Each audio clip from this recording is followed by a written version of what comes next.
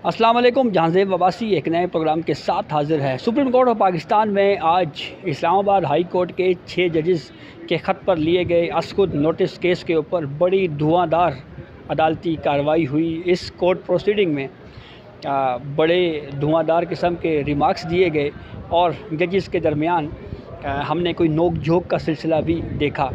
इस court proceeding का सारा अहवाल आपके सामने रखते हैं। जब केस की समाअत का आगाज़ हुआ तो attorney general for Pakistan Rustam पर आए और उन्होंने कहा कि जो गुज़िश्ता अदालती कार्रवाई थी उसका तहरीरी ऑर्डर हमें अभी तक नहीं मिला, इसलिए हम जवाब जमा नहीं करवा सके। अगर उस अदालती कार्रवाई का तहरीरी ऑर्डर हमें मिल जाता तो हम इस मामले पे अपना जवाब जो है वो जमा करवा देते। तो चीफ़ जस्टिस काज़ी फ़ाइज़ ने ये कहा कि वो इसलिए वो ऑर्डर जारी नहीं हुआ कि उसके ऊपर 2 जजेस के साइन रहते हैं, तो हम ऐसे करते हैं कि हम आपको अभी ऑर्डर साइन करके जो है वो आपके सामने रख देते हैं। तो उसके ऊपर फिर जो जजेस रह गए थे उन्होंने साइन किए और कहा यह जा रहा है कि जस्टिस अतर मिनल्ला ने ओपन कोर्ट में ही साइन करने से पहले जो है एक मुख्तसर सा नोट इसके ऊपर लिखा। अब वो नोट जो जस्टिस अतर मिनल्ला की जानिब से लिखा गया, उसके ऊपर जब अटॉर्नी जनरल फॉर पाकिस्तान ने उसको पढ़ने की कोशिश की तो जस्टिस अतर मिनल्ला ने क्योंकि काफ़ी मुश्किल पेश आ रही थी अटॉर्नी जनरल को, तो जस्टिस अतर मिनल्ला ने कहा कि लिखाई जो है वो शायद थोड़ी बुरी है, तो इसलिए आपको अंडरस्टैंड नहीं हो पा रहा। तो इस पर जस्टिस मसरत हिलाली ने भी मुस्कुराते हुए कहा कि हाँ वो हैंड राइटिंग जो है वो बहुत अच्छी नहीं है। तो बहरहाल उसमें बुनियादी तौर पर ये था जो जस्टिस अतर मिनल्ला ने ये कहा कि 6 जजेस इस्लामाबाद हाई कोर्ट ने उन्होंने एग्जेक्टिव के ऊपर इल्ज़ामात लगाए हैं, तो इसलिए एग्जेक्टिव को इस मामले पे जो है वो जवाब देना चाहिए।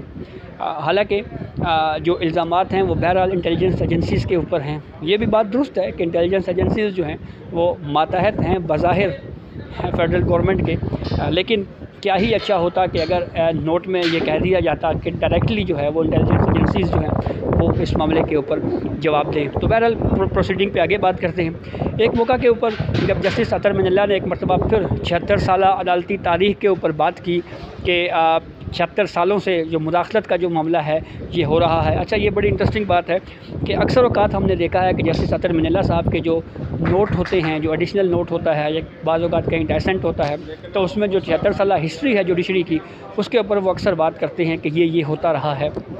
गुज़िश्ता हेयरिंग्स में भी हमने देखा कि 76 साला हिस्ट्री के ऊपर जस्टिस अतर मिनल्ला साहब बात करते रहे। तो आज एक मरतबा फिर जस्टिस अतर मिनल्ला साहब ने वही बात की 76 साला जुडिशल हिस्ट्री के ऊपर और ये कहा कि 76 साल में जो है वो अदलिया में मुदाखलत का जो मामला है ये हो रहा है, उसके ऊपर हमें सच बोलना चाहिए और हमें जो है वो बिल्कुल क्लियर बात करनी चाहिए और हमें सच छुपाना नहीं चाहिए।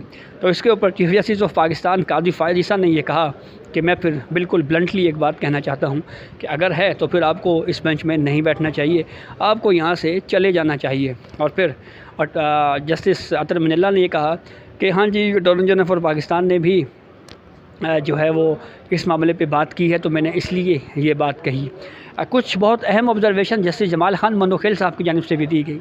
जैसे जमाल खान मंदोखेल ने ये कहा कि मेरे साथ भी एक दफ़ा ये कोशिश हुई थी इस तरह से जो है वो इंटरवीन करने की, लेकिन जो है वो मैंने उससे इनकार किया। और फिर उसके बाद उन्होंने ये भी कहा कि हर पॉलिटिकल पार्टी जो है उसकी ये ख्वाहिश होती है, वो चाहती है कि अदलिया जो है वो हमारे लिए इस्तेमाल हो।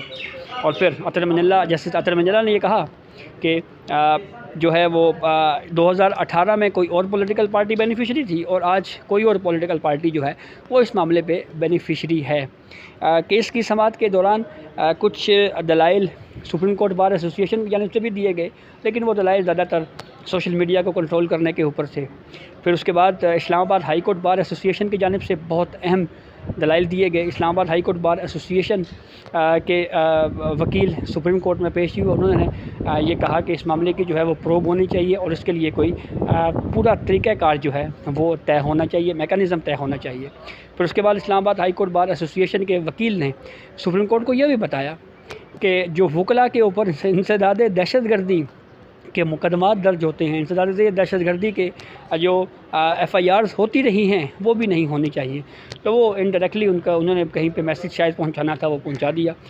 फिर उसके बाद इस केस पर समाअत के दौरान चीफ जस्टिस ऑफ पाकिस्तान काजी फ़ाइज़ ईसा ने सुप्रीम जुडिशल कौंसिल के हवाले से बात की। उन्होंने कहा कि सुप्रीम जुडिशल कौंसिल जो है वो बिल्कुल एक आज़ाद और अलग इदारा है और वो सुप्रीम कोर्ट के मातहत नहीं है।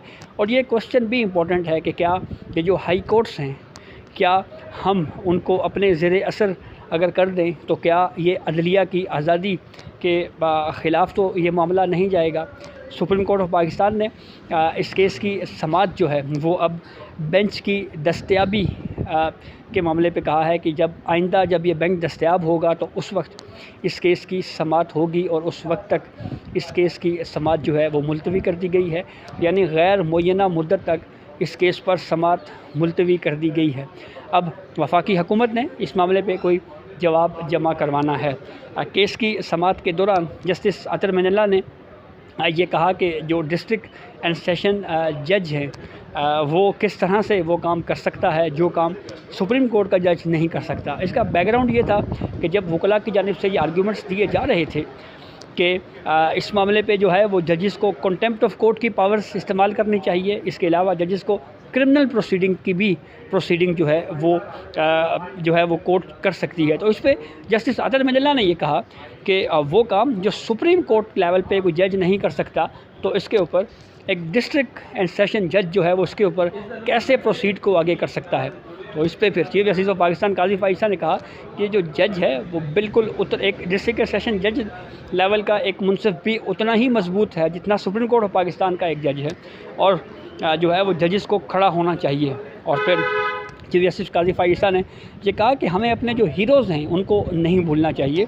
जो लोग वो जजेस जिन्होंने PCO के तहत हल्फ लेने से इनकार किया वो हमारे हीरोज़ हैं, और जिन्होंने उस वक्त PCO के तहत हल्फ लिया उनके फ़ैसलों की क्या वक़्त है ये हम सब जानते हैं, हम सब के इल्म में है।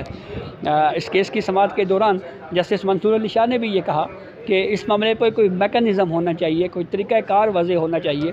तो बुनियादी केस सुप्रीम कोर्ट में अब यही है कि इस मामले के ऊपर कोई मैकेनिज़्म तय किया जाए, कोई तरीक़ाकार वज़े होना चाहिए कि जुडिशरी में इस तरह की अगर मुदाखलत हो तो इसके ऊपर किस तरह से रिस्पॉन्स किया जाए, किस तरह से उसका तरीक़ाकार क्या वज़े हो। तो काफ़ी अहम केस है पाकिस्तान की जुडिशल हिस्ट्री को लेकर, और इस मामले पे सुप्रीम कोर्ट ऑफ पाकिस्तान ने शुरू दिन से इस मामले पे बहुत ज़्यादा संजीदगी का मुजाहरा किया है। जिस दिन ये ख़त लिखा गया, जैसे ही सुप्रीम कोर्ट तक या चीफ जस्टिस ऑफ पाकिस्तान तक वो ख़त पहुंचा, उन्होंने फौरी तौर के ऊपर अपनी रहायशगाह में चीफ जस्टिस हाउस में पहली मीटिंग बुलाई, इस्लामाबाद हाई कोर्ट के 6 जजेस को बुलाया, उनके साथ मुलाकात की और फिर इस इशू को डिस्कस किया। फिर उसके बाद ये मामला जो है वो फुल कोर्ट में लाया गया इंतज़ामी सतह के ऊपर। कोई हम ख्याल जजों को अपने साथ बंद कमरे में बिठा कर डिस्कशन नहीं की, बल्कि तमाम जजेस जो दस्तयाब 14 जजेस तमाम सुप्रीम कोर्ट की फुल स्ट्रेंथ है उन सबको बुलाया गया, उनके साथ डिस्कशन की गई। फिर उसके बाद प्राइम मिनिस्टर शहबाज शरीफ से मुलाकात की गई और ये तय हुआ कि एक इंक्वायरी एक्ट के तहत एक इंक्वायरी कमीशन बनाया जाएगा। तसद्दुक़ हुसैन जिलानी साहब साबिक़ चीफ जस्टिस का नाम सामने आया, सोशल मीडिया पे ट्रोलिंग हुई, और फिर उसके बाद जो है वो हमने देखा कि क्या कुछ हुआ, और फिर वो माज़रत कर गए, इनकार कर गए, और फिर सुप्रीम कोर्ट ने इसके ऊपर सो मोटो लिया। इस केस की प्रोसीडिंग के दौरान एक सबसे अहम observation chief justice of Pakistan की ये भी थी कि हम इस केस की अदालती कार्रवाई को बराह रास्त दिखा रहे हैं। इसकी वजह ये है कि वो लोग जो सोशल मीडिया के ऊपर जो है वो जिनका आप जो समझ लें कि होल्ड है, ताकि वो बजाय उनकी किसी राय के ऊपर, उनकी किसी बात के ऊपर जो है वो इन्हिसार करने के पूरी कौम इस अदालती कार्रवाई को ख़ुद देख सके। तो यूँ इस केस की समाअत जो है वो मुलतवी कर दी गई है। तो ये अब तक की अपडेट थी जिससे हमने आपको आगाह किया। बहुत शुक्रिया।